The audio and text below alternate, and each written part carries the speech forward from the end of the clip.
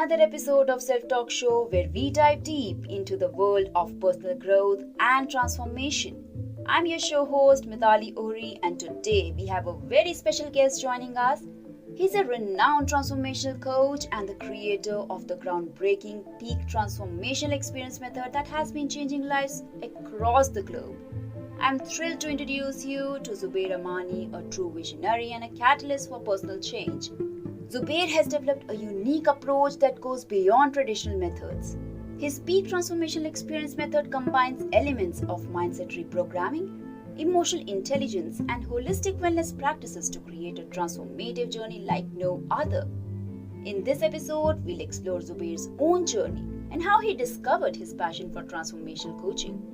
We'll dwell into the core principles of his method, discussing how it empowers individuals to break free from limiting beliefs, overcome obstacles, and tap into their untapped potential. Get ready to be inspired as Zubeir shares his insight, stories of remarkable transformations, and practical tips that you can apply in your own life. So if you're ready to embark on a transformative adventure and unleash your peak potential, this episode is for you. Let's dive in and learn from the extraordinary wisdom of Zubeir, the mastermind behind the Peak Transformational Experience method. Zubeir, welcome to Self Talk Show. I would first like to applaud you for your commendable work. Secondly, very honored to have you as my podcast guest. Greetings, Mitali. I hope you're doing great.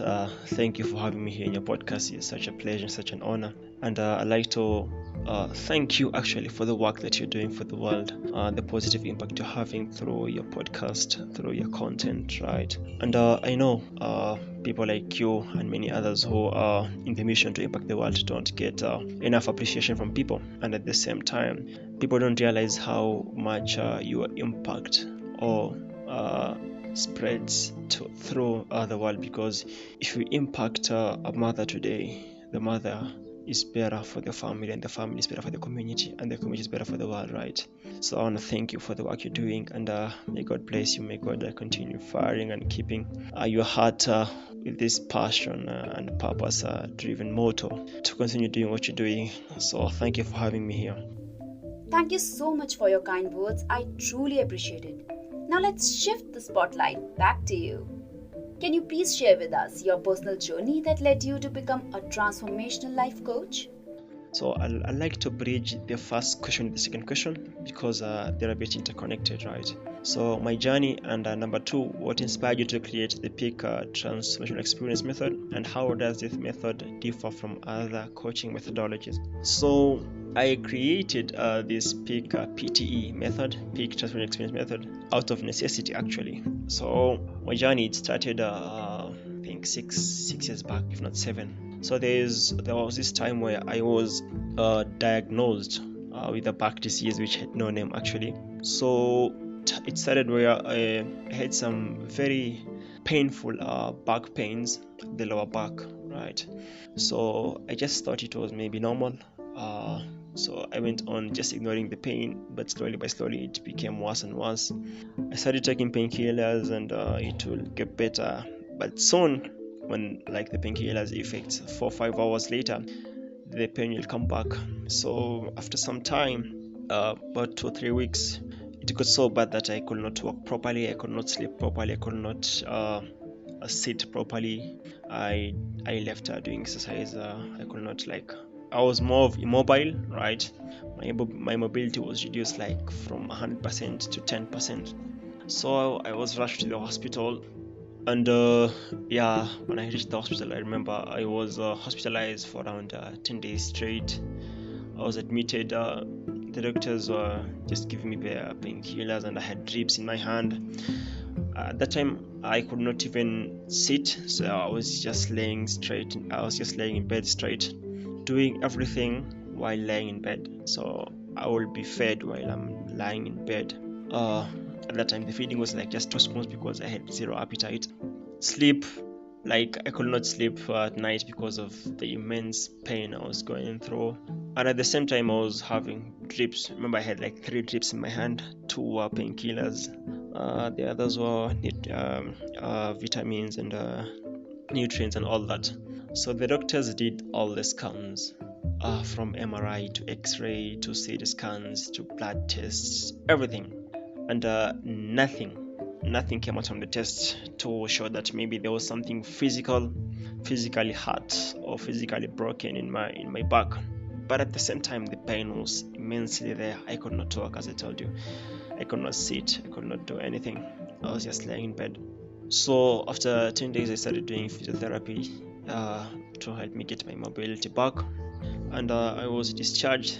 But I was now taking medication from home, so I was still taking painkillers, some nerve medications to numb the pain, to numb my nerves so that I can't feel the pain, and at the same time doing physiotherapy, going to the hospital and all that. After about 2 months, I was a bit able to walk and all that. But now, second time it happened where I got like this pain back attack, something like that.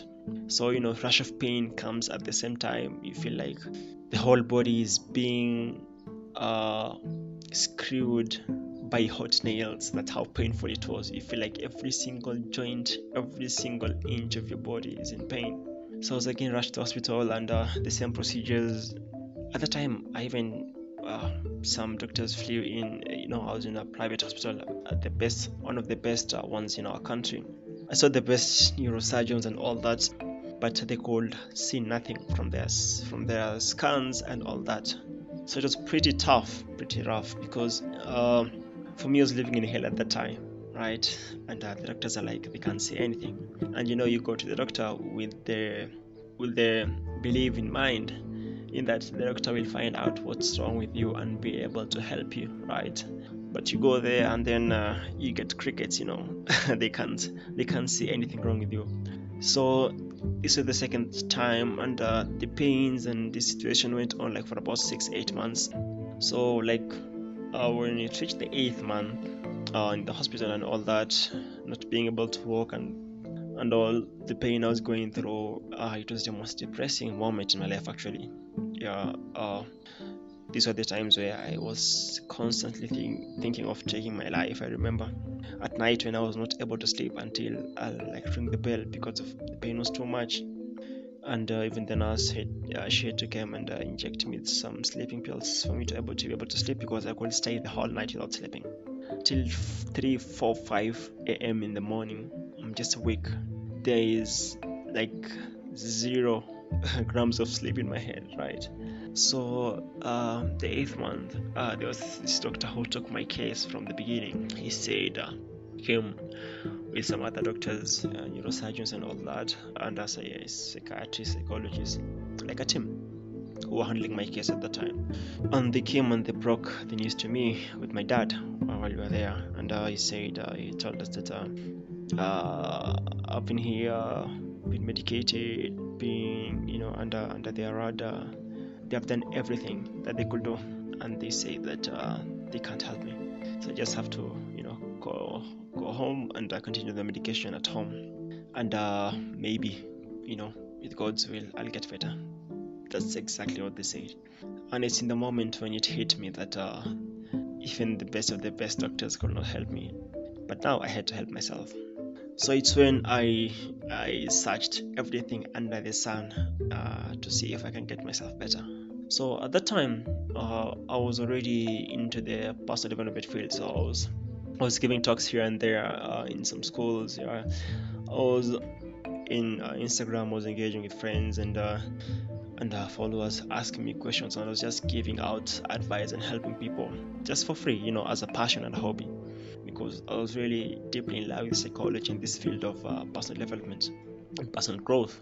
So at that time I was like, okay, I really have to search for the roots of what can get me better. So I searched for everything under the sun.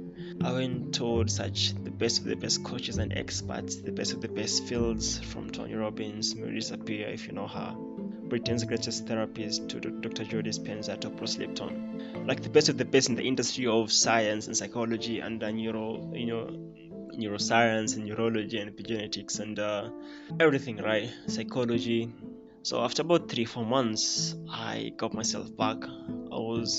The pains were gone. I was unable to move and back to exercising, and I had lost like 25 pounds at that time through the period. but I was able to gain back my weight, and I can say it was a transformation, because where I was before and where I was after, it's like black and white. That's how distinct they were. So at that time is when I was like, okay, because through my research of the things I used and the tools and the knowledge to help myself, I was like getting one tool from this side east and the other tool from west, and this tool from different people with different science and fields. I had to combine all of them to be able to create like a comprehensive tool and methodology to heal myself. And that was the birth of Peak Transformational Experience. It was out of necessity for myself. And at the time when I was looking in the market or in the space to look for something to help me straight, I could not find one single comprehensive method, right, which could work for me, right, or for my situation.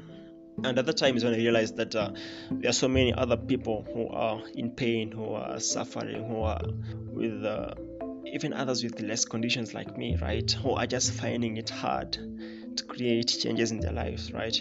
I say, for example, someone who wants to lose weight, right? It's such a simple thing, but it's find many people struggling to do that, right? People struggling with fears, maybe public speaking, right? Or phobias, right? Or confidence issues, self-esteem issues, right? Or people with anger issues. Those are just small, I can say, small problems compared to what I went through, right? So that was the birth of a PTE method. And the difference of PTE from other methodologies is based on 3 things. Because at the time I wanted to get myself out of that situation through the fastest means, right? The quickest means possible, and at the same time the most effective and permanent, because I didn't want something which will work today and then the next day I'm back to the hospital, right? Because I was tired of the situation, going back and forth and all that. So my methodology is based on a simple principle that we are the creators, or we're the creators of each and every experience in our lives, whether it's disease, health, relationship, or broken relationships, whether it's wealth or poverty, whether it's confidence or fear. These are experiences, and these experiences, they have a structure, right? And as far as you can tap into the structure in the brain, or how these experiences are neurologically wired in the brain, and restructure the circuits and the structure of that experience, right? You change the structure of fear into confidence, right? The structure of sickness into health. How this person creates that experience, right? It becomes permanent, right? And that person is able to pretty much change his or her situation very quickly, right? So it's easier, faster, and the same permanent, because we're dealing with the structure of the experience, the problem someone is going through. And then we restructure the problem itself and how he is creating the problem, right? From creating fear to creating confidence, for example, from creating sickness to creating health, like for me. So it's based on that, and these changes take place neurologically, hence being effective and being permanent. So now people don't have to, go on for 12 months or 2 years of therapy just to heal traumas, but you can heal traumas in under 60 minutes, because I just go to the structure of the trauma in the brain, and I restructure the trauma from, keeping you in grief and fear and sadness and depression, to flipping the structure of the trauma as a resource for growth, right? As a point of reflection and not a jail to live in. And once I've restructured that trauma in the brain and we dissect the memory from the emotion, now the trauma isn't producing, or the memory isn't producing the bad feelings of sadness and depression and helplessness. The trauma has no effect in the person. So now the person has the memory, but the memory has no control, has no power over the person, because the feelings ain't there. And at the same time, we have restructured how the trauma was neurologically wired in the brain. Hope that is a great example to demonstrate a PTE method. Thank you so much, Zubeir, for giving us a gist about your Peak Transformation Experience method. Also, I wanted to take a moment to appreciate and acknowledge the incredible journey you have been through with your back pain. It's truly inspiring to see how you have overcome such a challenging ordeal. Your story serves as a beacon of hope for others who may be going through similar difficulties. It's not just the physical pain you conquered, but also the mental and emotional challenges that often accompany such experiences. Your perseverance in seeking treatments, trying various therapies, and never giving up on finding a solution is a testament to your unwavering commitment to your own well being. I'm in awe of how you have taken control of your health and made significant strides towards healing. So, hats off to you. Could you please provide some examples of how Peak Transformational Experience method has helped individuals achieve significant personal growth? Would you like to share any success stories or memorable transformations that have resulted from using Peak Transformational Experience method? Okay, one that comes in mind, of course, it's mine, right? From that period of my life where, I was depressed or almost suicidal and just in a dark hole, right? To where I am right now or where I was, for 3-4 months after that, it's really touching. And every single day when I think about that, I'm like, did that really happen? Or I even don't believe it myself, right? Because of how worse my situation was. Even my parents, my aunts, uncles, relatives, they could not believe that. If like every single moment we meet till today, they ask me, how is your back? How are you doing? Is it back, or is are the pains back with you, or does it occur once in a while? Like I said, no, and they still don't believe that I was able to heal myself completely. So that is transformation. That is transformational, right? So one that comes in mind was a client that I worked with. She was going through some difficulties in her relationship, and so she was with her boyfriend like for 3 years. Another time they were dating, but it was a very rocky relationship. When she came to me and she was telling me that they, like, sometimes they could not just small things. They could argue from small things. They could go 3-4 days without talking to each other. She could text her boyfriend, she doesn't reply back. She blue ticks her in WhatsApp. And the problem came because the girl was having a best male friend, right? Her best friend was a male friend whom I think was her neighbor. So the boyfriend was having problem with her because she was having a friend who was male, and sometimes the best friend would provide some comfort to the girl when the boyfriend would not reply. So there were these nights when the girl was deeply in love with this boy, and she would text her and the boy will not reply. So the boyfriend will see the girlfriend online like till 12 or 1 a.m. And he was like, why is it online till now, right? You should be sleeping. You could see how controlling this boyfriend was. But at that time, it was when the best friend was coming and was comforting her and telling her it's gonna be fine and all that. So it's been that way for like 6 months with the girlfriend. So she came to me, she was like, I've been wanting to end this relationship, but I don't know, I can't end it. Like, I'm so deeply in love with this boy, but at the same time I know he is not doing, he's not loving to me, he's so domineering, he wants to control me and all that. And when I asked her if you think about you ending the relationship, what do you feel? She said, I feel terrified. I feel like, there was this strong fear that was, haunting her the moment she even just thought about ending the relationship. She said it was so terrifying that sometimes she could lose her sleep, by just thinking about ending the relationship. So it was affecting, her in work. And at the same time, she was studying. She could not focus on her studies. She was doing her postgraduates. So she came to me and we delved into the problem. So it was so simple that she didn't even believe what the problem was. So I'll share that with you. So when we delved into the problem, the fear, the terrifying fear was coming from a belief that ending the relationship means suffering.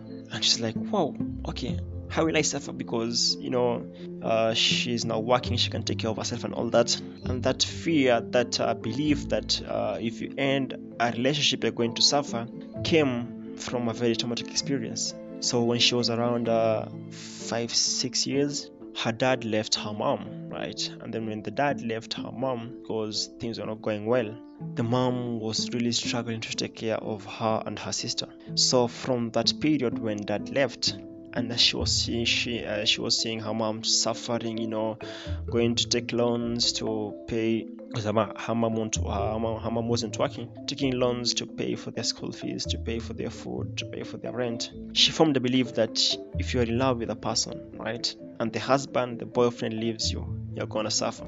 So the moment she experienced her mom suffering from her dad leaving, she formed the belief that, okay, when I get into a relationship, I'll never end the relationship, because ending the relationship means suffering, right? Even if the relationship is itself suffering. So once we dissolved that memory and restructured the belief into a more powerful belief and explained to her that it's different now, and you're not that 5-6 year old, and now you have a job, you can take care of yourself. She called me the next day and told me that she actually had called her boyfriend, and she told her straight in the face that this ain't working for us and I'm ending this. And after that, 6 months later, she got married to her best friend, and now they're happily ever married. She's now happy. She was able to focus back in her studies. She got her postgraduates, and it was so memorable for me. Now she's taking care of her mother actually, and they're doing great. So that really shows the power of this method, the PTE method, right? If she would have gone maybe to use the other conventional methods, it would have been sitting down with the boyfriend and working out your resolution issues or how you handle each other and all that. A long story, right? But this took less than a week, right? And you can see the profound changes that was found in her. So that story came in mind right now. That's quite an incredible success story. What are some common challenges or obstacles that your clients typically face during their transformative journey, and how do you help them overcome those challenges? Okay, so question 4. What are some common challenges or obstacles that your clients typically face during their transformative journey, and how do you help them overcome those challenges? So the most common challenge that most of my clients or people who come to me are going through is, as I told you, looking at the structure of the problem, not the problem itself, right? So when people come to me, they're like, okay, I'm having trouble with my relationship, with my finance, with my job, with my health, with me losing weight. I don't know what's the problem. Most of the time, my clients, the common thing is they don't know what's producing the undesired results they want, right? I'm gaining more weight, I have anger issues with my wife and I can't control myself when she does this thing, or my boss is this and I'm so scared to give a presentation, all that, and I don't know where the fear is coming from, right? Or where the anger is coming from, right? So mostly they don't know what's creating the undesired result they're having, what's creating the undesired experience they're having. So the common issue here is the unconscious beliefs. You see, we are like computers, right? Or we are like machines, and this body and the brain is run by a program, right? 95% of the program is pre-installed and it's unconscious, running automatically. Only 5% of that are the conscious programs which we choose, right, consciously and within the time now. So when people come to me, their problems are mostly run by unconscious or unaware programs and beliefs which are running out of their conscious awareness, right? So they have an unconscious program which is creating the fear when they want to give a presentation, right? They have this unconscious belief which is being run, right, through the body, through themselves, that is creating the anger issues, right? So if I have to explain more on that, you see, 95% of our beliefs are unconscious, and we accumulate 95% of those beliefs by between the age of 1 and 7, right? And from that, they get pre-installed in our brain, and those beliefs go on to govern every single decision, experience that we're going to have for the rest of our lives. And it happens that way because from the age of 1 and 7, we end up collecting beliefs, we end up forming judgments, we end up forming conclusions based on our 4, 5, 6-year-old brains. You get it? Like if you go back to the story of that girl, right? She formed the conclusion that husband or dad leaving mom is suffering. So that means if you are in a relationship, you should not leave, because if you leave, you're gonna suffer, right? That is the conclusion she formed when she was 6 years old, right? That got pre-installed and it went on to govern and lead to the experience she was having, the broken relationship, right?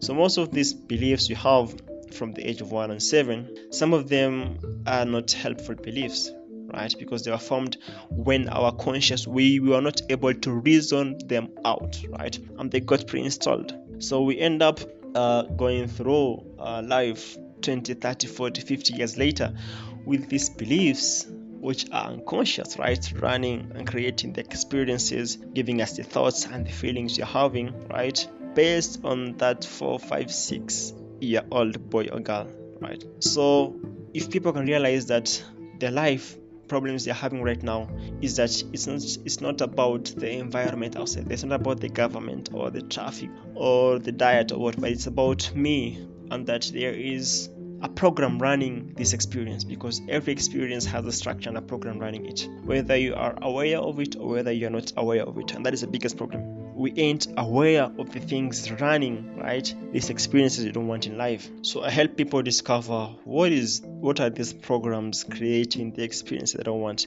The fear, the depression, the anxiety, the weight gain, the stress, right? The financial struggles that I don't want. And then when I help them and unveil to them how the beliefs are formed and how they're not helpful, right? And from new ones, it changes everything. So that is the most common one. And it's common among each and every problem that one may face. Absolutely. In your opinion, what are the essential qualities of mindset shifts that individuals need to embrace in order to experience true transformation? True transformation, as you've pointed it out. You see, if you go back to my experience, right? After those 8-9 months, painful 9 months, if let's say if it was someone else, or maybe if it was me, I would have reacted in a different way. I would have said, okay, if doctors can't help me, I can't help myself. I would have just, even ended up doing suicide, because I was like every single day, every single night, I was thinking of taking my life, right? But I had a choice. And I said, because they can't help me, it's up to me, right? And out of all the things I did to create this method and to heal myself, nothing came from outside. Everything came from within me. So a mindset shift that anybody listening can make is that we are the source and the creators of every experiences we are having. If in my time I would have said, okay, maybe the conditions that made me sick, or maybe where I sleep, or maybe where I live, or any other thing, maybe, right? Or maybe it's stress that made me sick, right?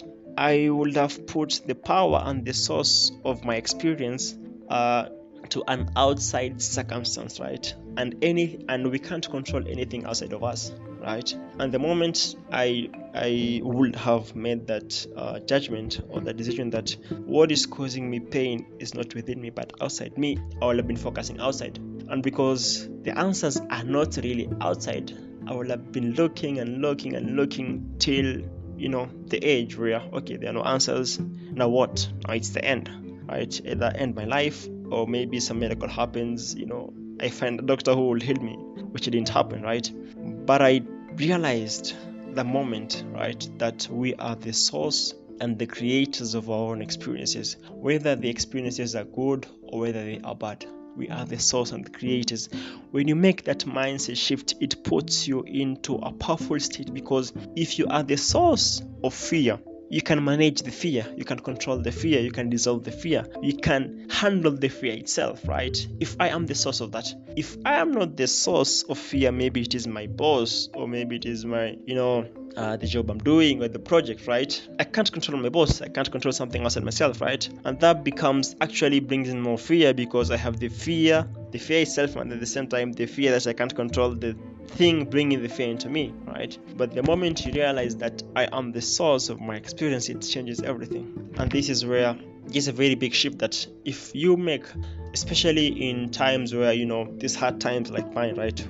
Maybe you are going through financial issues, or going through health issues, you gotta understand, as far as even sometimes the situation, the circumstances, or the environment can force you into making the conclusion that the environment is the source of experiences, right? The bad experiences. But it's nothing outside, it's all within you. The moment you make that shift, it changes everything, because the brain starts to help you think and to bring up ideas. Okay, if I am the source of this fear, I can control it, right? So what can I do to myself? I can do this, I can do that, and there are many things you can do to yourself which can actually change experience. If I tell you one thing, right?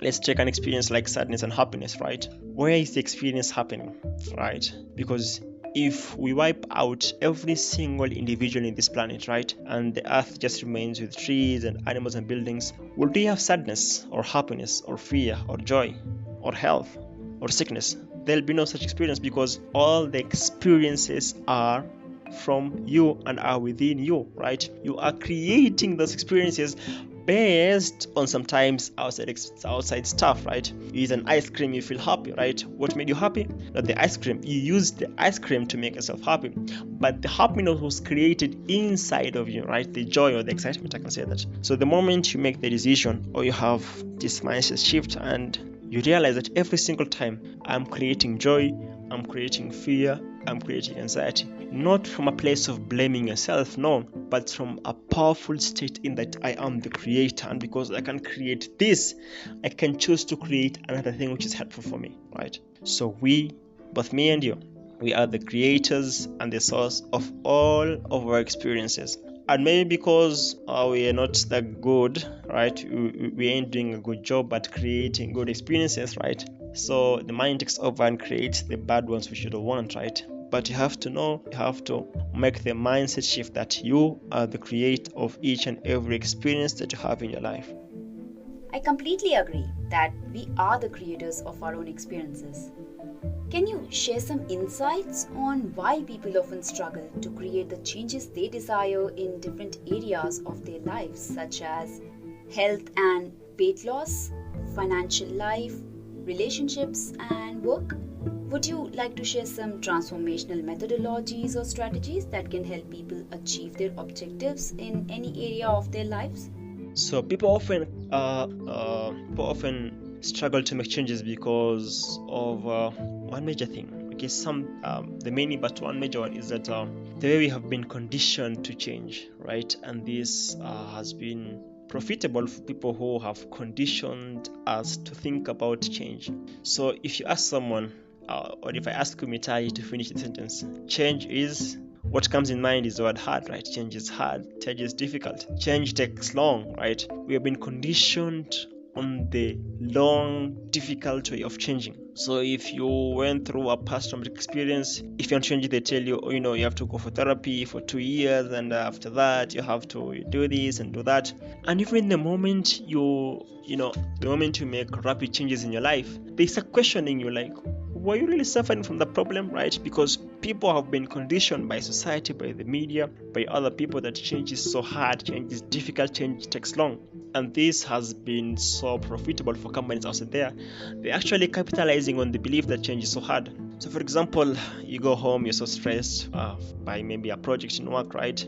And you reach home, you're so tired, you can't even calm yourself. You can't calm yourself into getting into the mood of in fitting into the environment of the family, right? Being able to greet your wife and the children and be present and be joyful with them. But you take your stressful situations from work and project into the house, right? And it ends up affecting your life, your family, and your family time at that time. So you switch on the TV, you see an ad, right?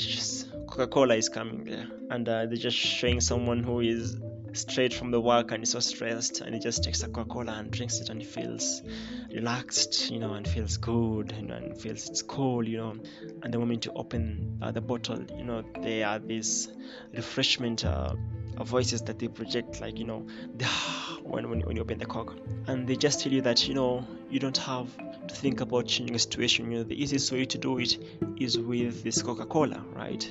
But if someone is struggling with confidence, right, for him to go to look at what is creating him to be unconfident, no, he just sees an ad that if you buy the BMW, you're gonna feel more confident, right? Or if you buy this Amani suit, right, which is $5,000, you're gonna feel powerful and confident, right?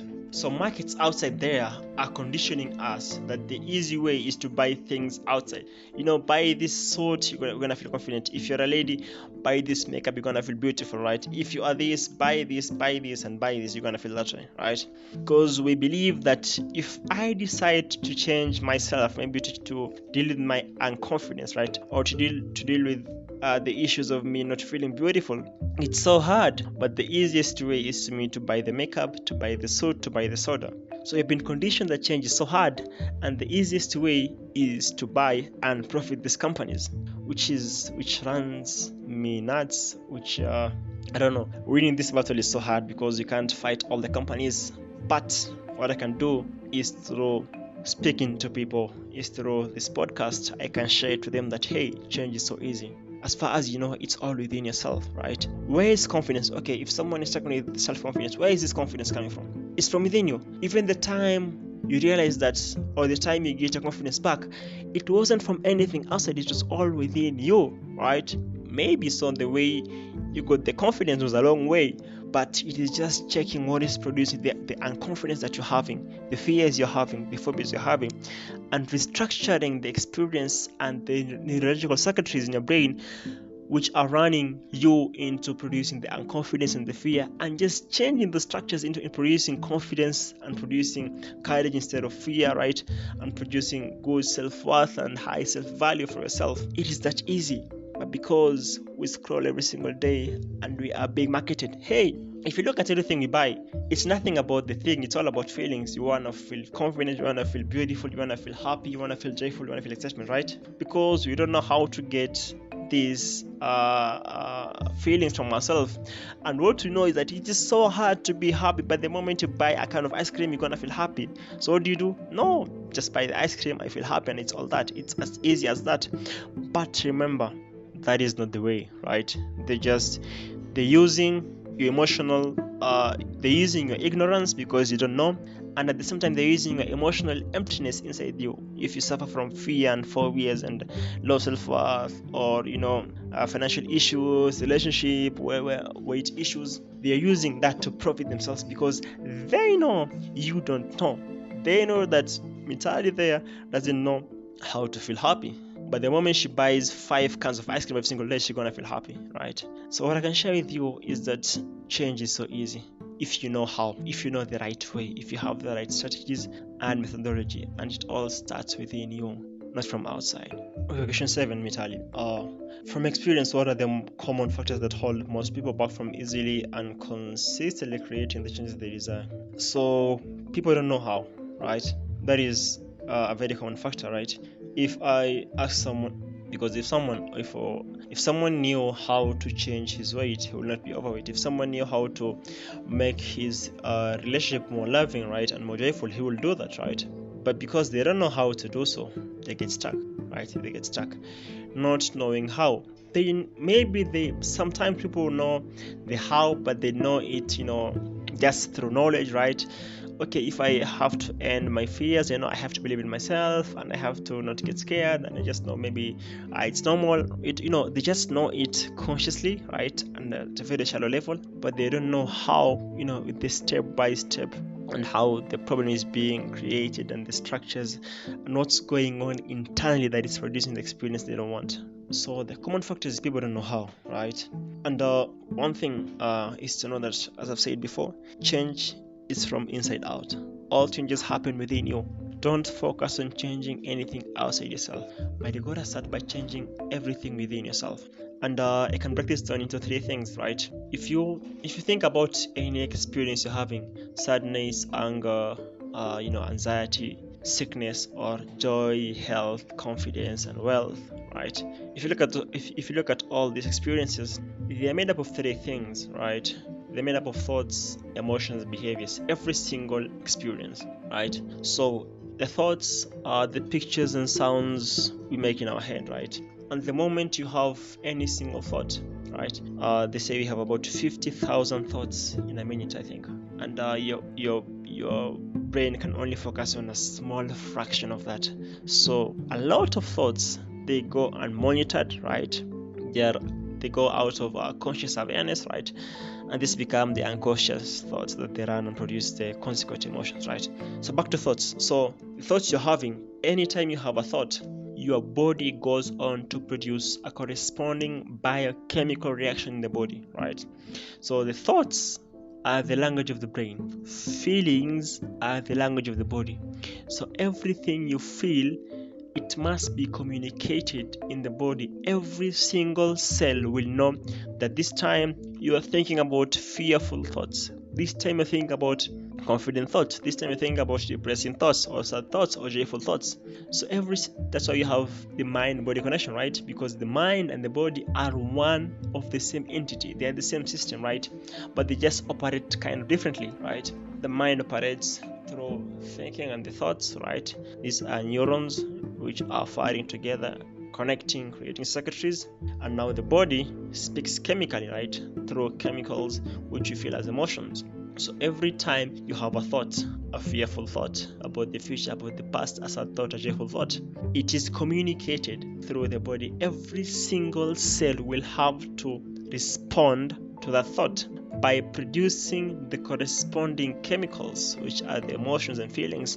And now the emotions, they put us in a state of acting or behaving, right? So when you feel excited, you're gonna act in a certain way. When you feel fearful, you're gonna be acting in a certain way, right? When you feel fear, you're gonna act in certain ways, make bad decisions. When you feel anger, you're gonna lash, throw out your words, insult. When you feel peaceful, and joyful, you're gonna be calm, you're gonna be serene, make better decisions, be good to your family, be healthier, right? So it's all about the thoughts. So if you can find a way to make sure that the thoughts you're having every single time are in correspondence to the future you want to create. I want to be happy, I want to be joyful, I want to be healthy, I want to be confident, I want to be loving, right? I want to feel enough. All these goals you have for yourself, all these dreams, they are gonna match your thoughts, right? And your thoughts have to match your dreams. And after that, the body is going to do its job, which is to produce a correspondence feelings, right, which match the thoughts. Okay, now Mitali is feeling joyful, now Mitali is feeling abundant, now Mitali is feeling healthy, now Mitali is feeling self-confidence, right?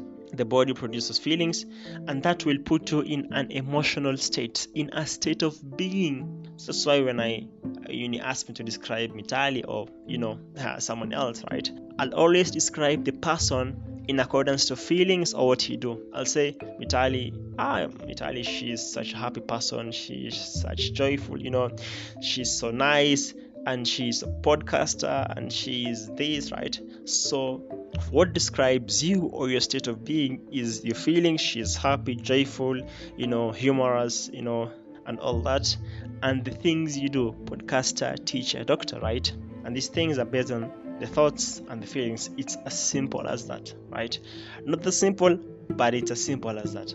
So if you structure the thoughts, the emotions, the behaviors, you're gonna have the life that you want. You can have any dream life that you want as far as you structure your thoughts and the emotions and the consequent behaviors and habits which will direct you into the life that you want. Brilliantly explained. Can you provide some insights on how individuals can break free from compulsive behaviors and addictions, such as food or work? How can they overcome fears and phobias that stop them from achieving their goals? Okay, that question is really packed, Mitali. You're a really good podcaster on that, on asking questions. So let's talk about compulsive behaviors and addictions. Okay, so most of the times people who are addicted to something or have compulsive behaviors, they think they can't control themselves and they just find themselves engaging in those behaviors or even feelings. Some people are addicted to stress, actually. To feelings, people are addicted to feelings like stress and sadness and being depressed and being fearful. Maybe I'll talk about that as we go on. But any compulsive behavior or addiction is simply that the brain, right? The brain is going after a goal or a need without your awareness. So for example, if I am addicted to, let's say, smoking, right? The brain, there is a need that my body or my brain is trying to fulfill. There is a need that my body and brain is trying to meet through the smoking that I am not aware of. You get it? That becomes an addiction. So anytime you think of these smoker things of smoking, it just thinks of taking the cigarette, right? And that feeling of, I have to, I can't take it, I have to take a cigarette, I have to smoke it, that being compelled to do so. But it's only thinking consciously of smoking. But underlying that thought came from a feeling, because he felt it, right? And as you have said, feelings comes from thought, right? And this thought is unaware. So this thought, it's a thought running unconsciously, right? And it's a need trying to be met by his unconscious brain. So we can talk more about the conscious and the conscious brain. If you look at these two brains, the conscious, not two brains, one brain, but two parts of the brain. You have the conscious part and you have the subconscious or the unconscious part. So this unconscious part is made up of two major systems. One is the limbic system. Okay, the limbic system controls or processes our emotions, manages our emotions, how we feel. Then the other one is the cerebellum, which controls our movements or actions, right? And in the unconscious part of the brain is where we have unconscious thoughts and patterns which are being run, right? So this person, there is a need. Maybe he feels stressed, right? And when he feels stressed, the body wants to feel not being stressed, wants to feel calm. So instead of the unconscious brain telling the conscious that, hey, Zubeir or Mitali is stressed, and the only way not to feel stressed is by smoking, it just tells the conscious brain to smoke. And because you've said in the unconscious part is where emotions, the limbic system runs the emotions, you feel like you have to smoke, right? And then the brain's the unconscious sends a signal to the conscious part that, hey, you gotta smoke, you gotta smoke. You feel like smoking, and the thought of smoking, you end up smoking. But the need being felt maybe is that you're feeling uncomfortable, maybe you're being stressed by work, you're being stressed by relationship and family, you're being stressed by health, and the only way to numb those feelings of stress is through smoking. So the body and the brain are looking for some comfort, right? And looking not to feel stressed. Just an example, okay? And looking not to feel stressed through smoking, right? But that is not in your awareness, because you just feel like smoking and you just think of smoking, right? But these two are stemming from the unconscious, which is running a pattern, running a thought, running a program, which is trying to meet a need which you don't know. That is addiction and compulsive behaviors. And the moment you get rid of addictions is if you find out the need that the brain is trying to meet.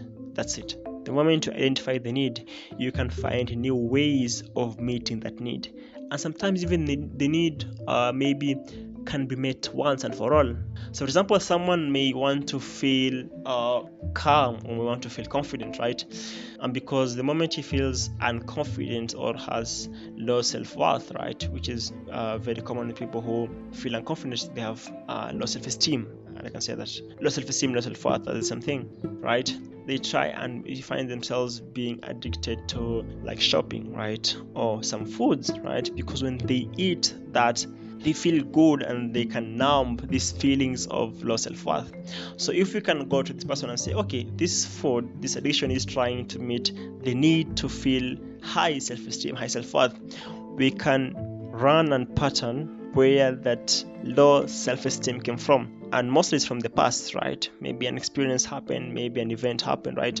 And if you go to that experience, right, and heal the experience, dissolve the feelings, right, and change the conclusions that were made based on that event, that, hey, Zubeir Mitali isn't a low self-esteem person, but he or she is a high self-esteem person, there will no longer be a need for this person to try and meet the need of feeling low self-esteem through food or through the addiction, because right now he's feeling high self-esteem, right? It's as simple as that. And they also asked about the fears and phobias. Okay, so fear is a negative anticipation of the future, sometimes based on a past unmanaged experience. So if tomorrow you're having a presentation, you find yourself being fearful of giving the presentation, is because maybe in the past you messed up, right? Maybe in the past your boss warned you, hey, if you don't do a good job, I'm going to fire you, right? Or maybe you went there sometimes and you had 5 points and you forgot 2 or 3 points, so you're able just to mention 2 points, right? Based on that experience, you formed fear, and because your brain is trying to protect you from repeating that experience, it will give you some fear, right? That is simple fear. So you can do 2 things. Number 1 is you can go back and restructure the past, the event that happened that is creating the fear. Maybe you go to the past and you didn't forget your points because of you, maybe because there was no time, right? Or maybe because you hadn't written the points down, but if this time you write the points down, you're not going to forget, right? And you're going to do a good job. That is number 1. And number 2, you can prepare better. That is the typical that's a typical advice they give you. But if you prepare and not go back and treat or manage where the fear is coming from, however much you prepare, you're still going to have the fears, right? So if you go back, restructure where the fear is coming from, dissolve those emotions, make new conclusions that, hey, last time I didn't mess up, it's just that this happened, but if this time, if I do X, Y, and Z, I'm not going to feel fearful because I have dissolved, I have managed where the fear is coming from. As simple as that. And fear is a very broad topic, right? You have people who are being stopped to go after their dreams because they have fear of failure, or fear people will think about them. So talking about fear, it has a lot of roots, right? It has a lot of branches and where it's stemming from and on what basis, right? And but fear is mainly one thing, right? I can say the structure of fear is that it's the negative anticipation of a future, right, based on a past and managed experience. As simple as that. If you manage the past experience from the beliefs which were formed, maybe, right, from the unmanaged emotions which came through that past event, right, and if you manage those, right, and if you restructure the conclusions you made, fear dissolves. As simple as that, right? Fear dissolves. So as far as you can broaden the fear into a lot of stuff, right, from fear of failure to fear of how people think about you, and research says there are about 50 types of fear, right? That's so much. I don't know how many you have, Mitali, right? But they're all based on that fear is the negative anticipation of the future based on a past and managed experience. So I have a story. There was this girl who she came to me and she had some social anxiety, as they call it. So she would feel so fearful around people, like even the times they'll have visitors at home. Like if there are more than 3, 4, 5 guests, she'll just be locking herself in the bedroom, right? So she came to me, and when we were going through the process, there was a time where she had an accident. Okay, so she left home at night to go into the shop, and she was crossing the road, right? So a car was passing by and you didn't see her. Maybe the driver didn't see her, and she doesn't remember exactly what happened, but she remembers herself waking up in the incident, and she was a bit uncovered in the chest, just a bit, as she told me, and there were like 30 people surrounding her. So that moment, she said, from then is when she started having social anxiety, right? So we went through that experience, right? We dissolved the emotion that came from the conclusions that were formed in the beliefs that were formed from that experience, majorly the fears, right? And from then on, she was never having this social anxiety, as they call it, as they diagnose it nowadays. So it's as simple as that. Completely agree. How do past traumatic experiences impact an individual's ability to make positive changes in their lives? So traumas are simply experiences which happen through our past, but they have a strong emotional impact on ourselves, right? So what happens with people who go through trauma is that the brain tries to avoid the trauma from happening again. So for example, if they started a business, right, and it failed terribly, right, and it was not an easy experience, so traumatic, maybe because they got laid off, they lost their job, they lost their house, right? The brain will try to protect that experience from happening again. So the next time this person thinks about starting the next business venture, he or she will experience a very strong conflicting beliefs in that one part of him is trying to say, okay, we can do it, we can start the business, but the other part is like, no, we don't want to do this because last time when we did it, it was so painful. We went through this, right? So it's like you are in a car and you are stepping the brakes and the acceleration at the same time, right? So the brakes is the trauma, which is the brain is trying to protect you from creating or from experiencing that pain again. But what the brain doesn't know is that this is now different, right? You are now, even if you lost in a business, maybe it was because of some decisions you made, right? But because now maybe you have some more knowledge or more resources or team members, right? You have more financial capabilities, you can go and make the business venture succeed, right? So that is how trauma affects us. It forms the conflicting beliefs in that the brain is trying to stop us from recreating the same experiences, right, based on the past, not knowing that the present now, it's a different time, different you, different knowledge, and different experience. True. As a transformational coach, what are some ongoing personal development practices or strategies that you consistently use to grow and evolve in your own journey? Okay, in my own journey, there are many things that I do right now, but mainly, as I said before, it's based on the structures and the base and the basis that which I create my life on. So, for example, there are a few things which really matter, and if you set them right, the rest comes in place or falls in place. So I can talk about beliefs, right? So one belief that I constantly work on instilling in myself is that I am enough. Because most people or our society right now, many of us are suffering from the belief of not being enough, right? I'm not enough, I'm not smart enough, I'm not beautiful enough, I'm not capable enough, right? I'm not confident enough, I am not worthy enough, right? So not being enough is one of the main beliefs and root causes of a lot of problems in people, especially myself, as I struggled with it before, right? As I told you of my journey, at that time, not enough was a lot. Even the belief not enough to live, right? That was among them, right, which led to the suicidal thoughts. So now I every day when I wake up in the morning is to begin my day with the feeling and the belief that, hey, I am enough, I'm capable enough, I'm smart enough. For the one who does, for the one who doesn't feel smart enough, I am capable enough, I am good enough, right? And when you instill the belief that you are enough, it removes the need to look and get and find anything outside of you, because you are enough the way you are. And by that same enoughness belief, it means that everything you're looking for is within you, right? If I am enough, it means the confidence I am looking for is not outside but inside myself, right? If I am enough, it means that the success I am looking for is not outside but it's within myself, right? If I am enough, it means the health I'm looking for is not outside but it's within myself. If I am enough, it means that the joyful and loving relationship I'm looking for isn't outside but within myself.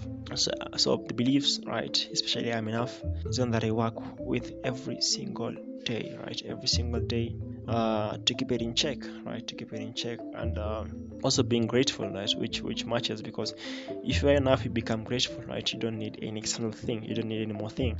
And the moment you are grateful and you are enough, now you can give. Especially with, I don't want to call it my job, but what I do as a coach is that I really have to feel grateful to be able to give to people, right? To give these advices, to give my time, to give that person the resources, the advice, and the solutions they need for their life, right? It really has to come from a place of gratitude, that I thank God for the blessings I've had, the experiences I've had, right? And the knowledge and the insights. And from that, I've been able to form this methodology, which now I am grateful that I'm having it, and now I can share it to other people. So yeah, that's what's going on for me here. Any message that you would like to convey to our listeners? What I'd like to tell our listeners, first, thank you for being here. Thank you for lending me your ears, and I believe this session has been great and has been impactful and at the same time knowledgeable. What I'd like to tell you is one thing, in that the life that you want is so much available to you. I wish you knew that. Whether you're sick, you're tired, you're stressed, traumas befalling every now and then, broken relationship, you don't feel, or you feel like there is no way out. I'm telling you, there is indeed a way out. There is indeed a way out. Don't listen to social media, by the way. The media will tell you there's no way out, and the way out is to get your money and buy the cars and buy the ice creams to feel good, and give up in the gym and end up in McDonald's every single day and blah blah blah. No, but there is a way out to every single thing you want, and it's easier than you thought, and it's effective than you thought, right? Maybe you didn't think, but because you have been fed the lie and the information, right? But I'm telling you, the life that you want, however big you think it is so much available, and it's just through small shifts, small changes that can make a very big impact in you. So keep on going, keep on looking. The life that you want is available to you. The experiences, the impacts you want to create, the joys you want to have, the dreams you want to create, and you want to manifest them into a fusion and then being a reality. They're all available, they're all possible, and they're ways. So go for it. Don't give up. Never ever ever think of giving up, right? I've been I can say I've been in worse positions than maybe some of you, and some of you may be even worse conditions than me, right? Or maybe some other people, right? But I'm telling you, however deep the hole may seem to be, there's always a ladder long enough to pull you out of that hole. Okay? However long the hole may seem to be, there is always a ladder long enough to pull you out of that hole. And the ladder is not even outside. It's not even found in Jupiter. It's not even found in the next neighbor. It is found within you, within yourself. Thank you so much, Mitali, for having me. It's been a pleasure to spend this time with you, and I hope you're gonna meet again next time, and you're gonna have this again. If you call me back, I'll be so much available. And thank you so much. Talk to you soon. That's a wonderful message, Zubeir. Thank you so much for your time. It was lovely having you on the show. You can connect with Zubeir through his website. Find the link in the episode description. So with this, we come to an end of this episode. Hope you liked it, and the feedback would definitely do wonders. I would really appreciate it if you can subscribe to Self Talk Show. More episodes and more awareness is coming your way, so stay tuned and keep self-talking. You can reach out to me for questions, queries, or suggestions at www.selftalkshow.com, or email me at showselftalk@gmail.com, or through social media pages on Facebook, Instagram, and Twitter. Thank you again, and see you with another episode.